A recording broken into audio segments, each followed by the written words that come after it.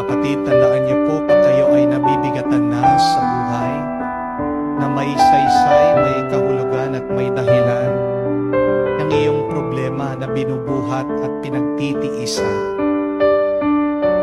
kailan mo mauunawaan yan? Pagdating ng panahon. Pero hindi dahil mabigat, wala yang halaga. Magtiis ka, magpatulong ka, kung paano ang ating Panginoong Jesucristo binuhat niya nang may pag-ibig ang kanyang krus. Makakayanan mo ang lahat ng pagsubok kung magmamahal ka, kung iibig ka, kung maunawaan mo ang dahilan. May mabuti at magandang plano palagi ang Diyos. Tandaan mo, yung iyong krus ay may pangalan, at yan ang pangalan ng iyong minamahal. At kung mahal mo, hindi mo yan itatapon. Di po ba?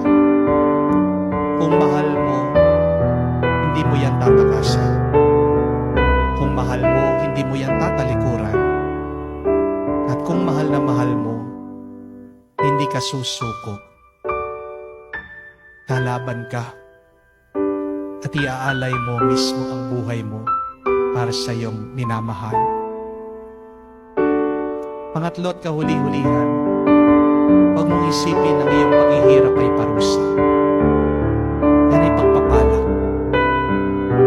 Ang pagtitiis mo ay hindi lang para sa iyo.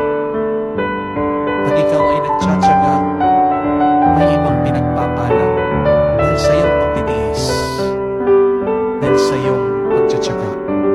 Kaya magpatuloy ka at humugot ka ng lakas palagi.